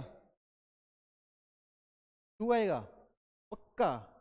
देख लो भाई, देखो 4 आता है, स्वास्थ्य के लिए हानिकारक है, देख लो। हिंदी नहीं करनी सर, अभी समझाया था आपने। ठीक है, बहुत अच्छी बात, मुझे ये बात सुन के बहुत खुशी हुई कि तुम्हें कम से कम एक बात तो समझ आ गई कि हिंदी नहीं करनी। ठीक है, ही कम्ड डैश इज इंजरी, चलो ये तुम्हें समझ नहीं आएगा, कम का मतलब नहीं पता। तो basically what point we have, कि कुछ शब्द ऐसे हैं जिनके साथ प्रेपोजिशन टू चलेगी, जिनके साथ प्रेपोजिशन टू चलेगी। तो आओ, कौन से शब्द हैं? एसएस टू, कहीं तक पहुंच होना। ट्रू टू, किसी चीज के प्रति सच्चा होना, ईमानदार होना। बेटा बाद में लिख लेना प्लीज, ये वीडियो अपलोड होएगी, आराम से बाद में लिख लेना, नोट्स बना लेना सारे के सारे, या पीडीएफ दे दूंगा मैं आपको। समझ रहे हो, जब आप लिखते हो ना तो आपका माइंड डाइवर्ट होता है, मानते हो इस बात को, और समझना इंपॉर्टेंट है। ठीक है, लिखने के लिए आपके पास बहुत टाइम पड़ा है, घर जाके लिख लीजिएगा। ठीक है, वीडियो हो सकता है आज अपलोड हो, कल अपलोड हो, उससे पहले मैं आपको पीडीएफ दे दूंगा अगर आपको जरूरत है तो। ठीक है, भिजवा दी जाएगी आपको, टेंशन नॉट, समझो बात को। ठीक है, तो हम बात कर रहे थे कि कुछ शब्द क्या लेंगे, टू प्रेपोजिशन लेंगे। तो एस एस टू, कहीं तक पहुंच होना आपकी एस एस होना। ट्रू टू, किसी के प्रति सच्चा होना, ईमानदार होना। लिमिट टू आप जानते हैं, रिस्पॉन्ड टू आप जानते हैं, रिप्लाई टू। अटेंड टू का मतलब होता है किसी की मेहमान नवाजीदारी करना, खातिरदारी करना, कोई आया है तो उसे अटेंड करना, इट मीन्स। एप्लीकेबल टू मतलब लागू होना, कि कोई चीज़ कहाँ लागू होती है। बिलोंग टू आप जानते हैं, इनवाइट टू आप जानते हैं, सिमिलर टू आप जानते हैं, कि जैसा होना, इक्वल टू उसके बराबर होना, टेंट अमाउंट भी सेम ही मतलब था। पैरेलल टू आप जानते हैं, एडजेसेंट उसके बराबर में होना, उसके बाजू में होना, फिजिकली प्लेस की बात करता है। और कहाँ गए हम? एक्सेप्शन टू, किसी चीज़ की एक्सेप्शन होना। एयर टू, उत्तराधिकारी होना। अडेयर टू, कन्फर्म टू, दोनों का मतलब होता है फॉलो करना। रेफर टू आप जानते हैं। अलूजन टू का मतलब होता है किसी चीज़ का उदाहरण लेके बात करना, कि देखो उस दिन भी ऐसा ही हुआ था, तो दैट इज अलूजन टू। तो मतलब किसी भी चीज़ की रेफरेंस ले सकते हैं आप, किसी केस स्टडी की, किसी घटना की, किसी भी चीज़ की। हिंड्रेंस टू, किसी चीज़ में रुकावट होना। डेट्रीमेंटल टू, चीज़ के लिए नुकसानदायक होना। इंजुरियस टू, नुकसानदायक होना। हार्मफुल टू, सेम है। बेनिफिशियल टू, इसका अपोजिट, फायदेमंद होना। एसेंशियल टू, आवश्यक होना किसी चीज़ के लिए। सेंसिटिव टू, किसी चीज़ के प्रति सेंसिटिव होना। Allergic to, susceptible to, vulnerable to. चारों के मतलब सेम ही है, चारों के मतलब सेम ही है। ठीक है, इंडिफरेंट टू, उदासीन होना किसी चीज़ के प्रति, आपको फर्क ही नहीं पड़ रहा। अवर्स टू किसी काम को करने का अनिच्छुक होना, कि मैं नहीं करना चाहता ये काम, that is ours to. Prior to उससे पहले, अडेप्ट टू चेंज करना, ढालना अपने आप को। कम टू जख्म लगने के कारण सामान्य तौर पे जान चली जाना, ऐसा मीनिंग होता है इस सेंटेंस, ठीक है। और सेंटेंस टू सजा सुनाना, सेंटेंस टू सजा सुनाना। और लिसन टू, ये तो जानते हैं आप बचपन से, टीचर बेचारा बोल बोल के थक गया होगा तुम्हें, listen to me, listen to me, listen to, ठीक है। अब इनमें जो मोस्ट इंपोर्टेंट वर्ड्स हैं वो मैं मार्क कर देता हूँ आपके लिए। वल्नरेबल टू, ठीक है, वल्नरेबल के जैसे ये सारे याद रहेंगे आपको, ठीक है। वल्नरेबल और सस्केप्टेबल कभी कभी देखने को मिल जाते हैं। इसके अलावा adept to, okay, averse to, come to, sentence to, access to, limit, respond, reply, attend, attend to, applicable, belong, invite, invite to, similar to, equal to, tantamount to, ये तीनों एक जैसे हैं। Parallel to, adjacent to, adjacent to के साथ में होना, उसके बाजू में होना। एयर टू, एयर टू उत्तराधिकारी होना, ओके। अडेयर या कन्फर्म टू तो फॉलो करना, कन्फर्म की भी अंडरलाइन कर ही लेते हैं। Refer to, allusion to, hindrance to, allusion to और इंजूरियस टू, ठीक है। ये कुछ कितने वर्ड अंडरलाइन किए मैंने, 1 2 3 4 5 6 7 8 9 10 11 12 13 वर्ड्स मैंने अंडरलाइन किए हैं, ज़्यादा नहीं किए, ठीक है। इन वर्ड्स को ज़रूर ध्यान रखना, ये काफ़ी पूछे जाते हैं।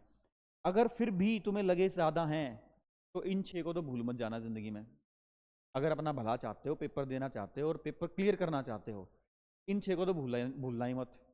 ज़्यादा अच्छा होगा कि एक बार कम से कम ये जो अंडरलाइन की हैं इनको भी देख लो, ज़्यादा बेटर है, ठीक है, क्योंकि इनमें से भी आ जाता है अक्सर सवाल। इसके अलावा बहुत कम पूछे जाते हैं, लेकिन कभी कभी पूछे जा सकते हैं, मना नहीं कर सकते हम कि आएगा नहीं, पूछ सकता है, उसकी मर्जी, पूछो कुछ भी ले, उसकी मर्जी, इससे भी बाहर से पूछ ले। बाकी मैंने कोशिश की है कि मैं आपको एग्जॉस्टिव लिस्ट दे दूं कि कम से कम चांस है कि इससे बाहर नहीं जाना चाहिए एग्जामिनर को, ठीक है। अब वो बदतमीजी करने पे आए तो चाहे वो कुछ भी पूछ ले, उसका कुछ नहीं कर सकते फिर, ठीक है। तो आइए, इन सभी के आंसर्स क्या थे। I am true to my word, word मतलब I am true to my word, मतलब वर्ड का मतलब होता है प्रॉमिस, क्या, I am true to my word, तो वर्ड मीन्स प्रॉमिस, तो मैं अपने वादे का पक्का हूं। This rule is applicable to all India, हर reply was tantamount to refusal. भाई उसका जो रिप्लाई था वो किसके इक्वल है, किसके बराबर है, रिफ्यूजल के बराबर है, समझ रहे हो बात को, ठीक है। मतलब वो गया, उसने कहा देखो हम प्रेम करते हैं तुमसे, उन्होंने कहा चप्पल मारूंगी ना, चला जाए यहाँ से, ठीक है। उसने आके फिर दोस्त से कहा यार उसने मना तो नहीं किया, बस चप्पल मारने की बात की है, तो भाई मना ही तो किया है ना, समझ रहे हो। तो ये टेंट अमाउंट होता है, equal in value it means, okay. तो he is an heir to super duper important sentence, super duper important sentence, ऐसा सेंटेंस जो अलग अलग एग्जाम में बार बार रिपीट हुआ है। He is an heir to his father's property, of लगा के आता है बच्चा आंसर, ध्यान रखना क्या आएगा, to, okay. Smoking is injurious to health, जिसने नहीं पढ़ा होता 4 लगाता है बच्चा सामान्य रूप से। और ही स्कम्ड टू हिज इंजरीज, तो इट मीन्स उसके जख्मों के कारण उसकी जान चली गई, ओके फाइन। चलिए, टाइम वैसे हमारा क्लास का हो गया है, अब मैं तुम्हें फटाफट कुछ चीज़ें बता देता हूँ। देखो जैसे वो टू के हमारे पास वर्ड्स थे, ऐसे ही ये सारे वर्ड्स हैं हमारे पास ऑफ के लिए, इसके लिए हैं ऑफ के लिए। वर्ड्स देख लो कौन कौन है, sure of, confident of, diffident of, confident diffident opposite होते हैं, है ना। Cautious of, be aware of, wary of चिंतित होना, सस्पिशियस सस्पेक्ट ऑफ डाउट होना, जेलियस ऑफ, एनवियस ऑफ, काफ़ी इंपॉर्टेंट वर्ड्स हैं दोनों, ईजी भी हैं। डेप्राइव ऑफ, किसी चीज़ से वंचित होना, फुल ऑफ, किसी चीज़ से भरा हुआ होना। ध्यान रखना फुल ऑफ होता है, लेकिन लेकिन लेकिन फिल्ड विद होता है, फुल ऑफ होता है लेकिन फिल्ड विद होता है, भूलना मत इस बात को। डिवॉइड ऑफ, किसी चीज़ से वंचित होना, कोई चीज़ जो होनी चाहिए थी वो ना है, अवेलेबल नहीं है, तो that is devoid of. Dispose of, किसी चीज़ को डिस्कार्ड कर देना, फेंक देना, अब वो काम की नहीं रही है इसीलिए। अशेम्ड ऑफ शर्मिंदा होना, एम्बेरेस्ड ऑफ शर्मिंदा होना, गिल्टी ऑफ किसी चीज़ का दोषी पाया जाना, चार्ज ऑफ किसी चीज़ के आरोप लगना, अक्यूज्ड ऑफ फॉर्मली किसी चीज़ के जब चार्जेस लगते हैं आप पे, कन्विक्टेड ऑफ किसी चीज़ का दोषी पाया जाना, एक्विटेड ऑफ किसी चीज़ से किसी दोष से बरी हो जाना, दोष मुक्त साबित हो जाना, गेट रीड ऑफ किसी चीज़ से छुटकारा पाना, प्राउड ऑफ गर्व करना, फॉन्ड ऑफ किसी चीज़ का शौकीन होना, afraid of, scared of, frightened of का मतलब है किसी चीज़ से डरना, घबराना। ठीक है, ईजी हैं ऑफ वाले वर्ड्स। एट लीस्ट ये 6 एग्जाम्पल आपको छपे हुए होने चाहिए। कर लेंगे आप लोग? ठीक है, मैं आगे चलता हूँ। एक बार पढ़ने अपने एग्जाम्पल, एक बार पढ़ लो फटाफट।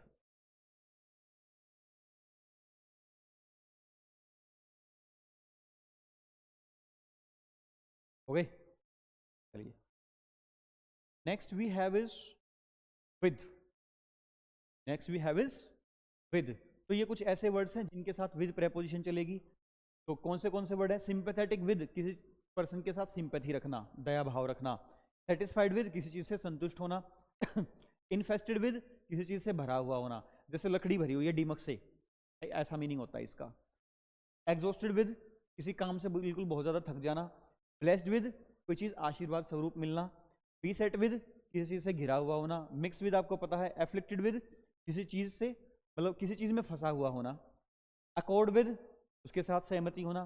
बिजी विद, काम में बिजी होना। याद रखना, I am busy in my work नहीं, I am busy with my work.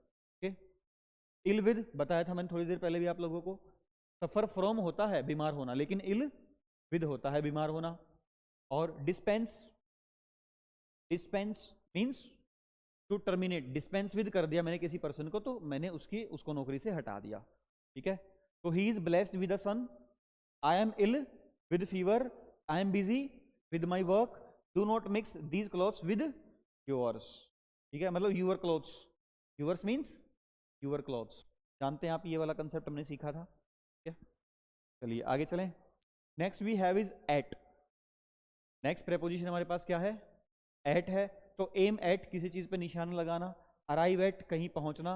Bark eight, किसी पे भौंकना, कुत्ता भौंक रहा है ना मुझ पे। The dog is barking at me, ना कि ऑन मी। ध्यान रखना, ऑन बहुत अच्छा लगता है मुझ पर, ऑन माने पर, है ना। तो the dog is barking at me.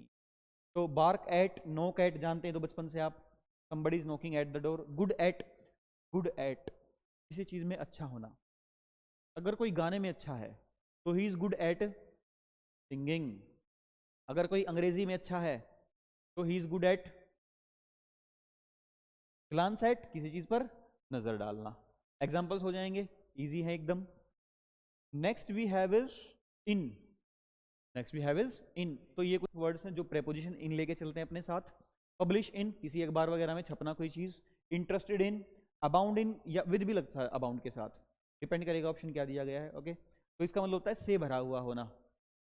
Excel in, किसी चीज में एक्सीलेंट होना। ऑनेस्ट इन, किसी चीज में ईमानदार होना, किसी काम में। इन्वॉल्व इन, उसमें शामिल होना। एब्जॉर्ब इन, उसमें डूबा हुआ होना।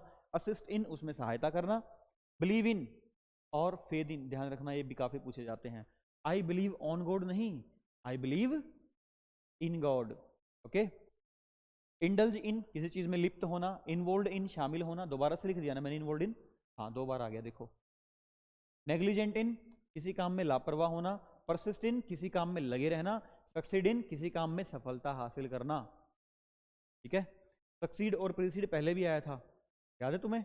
नो प्रेपोजिशन वाले में यहाँ पर सक्सीड इन आ रहा है, वहां सक्सीड प्रीसीड का मतलब होता है पोजीशन में किसी से पहले आना या पोजीशन में किसी के बाद आना। सक्सीड इन का मतलब होता है किसी काम में सफलता हासिल करना। दोनों के मीनिंग अलग अलग हैं। ओके, ध्यान रखोगे? ओके, तो वी हैव सम एग्जांपल्स, कर लीजिएगा आप, इनको हो जाएंगे आराम से। Next we have is by. 2 आपको शब्द याद रखने हैं बाय में, अबाइड बाय और स्टैंड बाय। अबाइड बाय का मतलब होता है किन्हीं नियमों को फॉलो करना। स्टैंड बाय का मतलब होता है किसी को कोट करना। तो I will always stand with you नहीं बाय यू, इसका मतलब मैं हमेशा तुम्हारे सपोर्ट में खड़ा रहूंगा। You must abide by the rules. Next we have is from. Next is from. तो protect from, escape from, retire from, abstain from, refrain from, absent from, prevent from, recover from, rescue from, debar from और suffer easy हैं सारे के सारे, हो जाएंगे। हाँ बेटा, दीवार का मतलब होता है प्रतिबंधित कर देना। ठीक है, next we have is super super important note. Super important note, इसमें क्या सुपर इंपॉर्टेंट है? इसमें सुपर इंपॉर्टेंट ये है कि एक बार ये 4 सवाल देखो, फिर बात करता हूँ। This would be our last point I guess, या इसके बाद बचा होगा तो लगभग कुछ नहीं बचा होगा।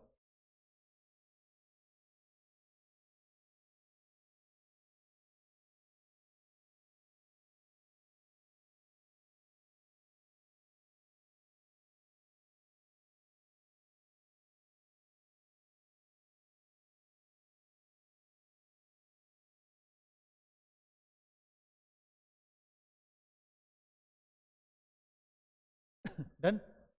फर्स्ट क्वेश्चन सही है कि गलत है? क्या लगता है? गलत है? क्या गलती है? विद अ व्यू टू का मतलब होता है कि उद्देश्य से। ठीक है, तो कह रहा है have you come here with a view to insult me, question mark भी लगना चाहिए था ना। तो क्या तुम यहाँ मेरी इंसल्ट करने के मकसद से आए हो, मेरी बेइज्जती करने के मकसद से आए हो तुम यहाँ? ये पूछ रहा है। बताओ, ये हाँ कर रहा है नालायक। सर हाँ हाँ, यहाँ हम इसीलिए आए हैं। सही है कि गलत है सेंटेंस? गलत है, क्या गलती है? अरे वो तो टाइपिंग एरर है बेटा, तो लगा तो दिया मैंने। I am averse to go there, अच्छा चलो ये बता दो सही है कि गलत है? टाइम पास करने का समय नहीं है, दोनों सेंटेंस गलत हैं। ठीक है, गलती क्या है सुन लो। गलती क्या है? ये जो फ्रेजेस हैं मेरे पास, बी यूज्ड टू का मतलब है किसी चीज का हैबिचुअल होना, अकस्टम टू का मतलब भी सेम है, विद व्यू टू का मतलब है कि उद्देश्य से, लुक फॉरवर्ड टू का मतलब है किसी चीज का बड़ी बेसब्री से इंतजार करना। ठीक है, जैसे तुम एग्जाम दोगे तो बड़ी ही बेसब्री से इंतजार करोगे, जब पता चलेगा कि आज रिजल्ट आने वाला है तो बेचैनी होएगी बड़ी ही। तो that is look forward to, बड़ी ही उत्सुकता से वेट करना, इंतजार करना। एडिक्टेड टू आप जानते हैं, अवर्स टू का मतलब होता है किसी काम को, किसी बात को करने की इच्छा ना होना। गिवन टू का मतलब, टेकन टू का मतलब है उस चीज में डिवोटेड होना। ठीक है, और इन एडिशन टू, इसके अलावा। ऑब्जेक्ट टू आप जानते हैं, ओविंग टू मतलब के कारण, और प्रोन टू का मतलब होता है sensitive to.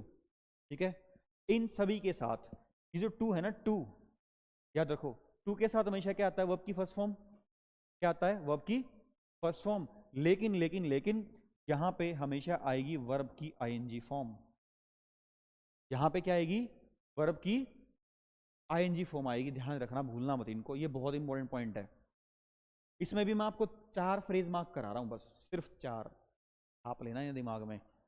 Be used to, किसी चीज का आदि होना, मतलब इज एम आर वाज वर्ग के साथ यूज्ड टू लिखा मिलेगा।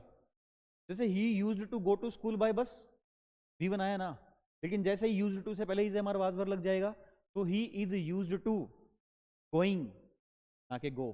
Okay, used to, accustomed to, with a view to, and look forward to, ये 4 फ्रेज, जो पहले 4 फ्रेज हैं, तो याद रखना, भूलना मत, गलती काफी पूछे जाते हैं। ठीक है, तो इनके साथ टू के साथ हमेशा क्या आएगा?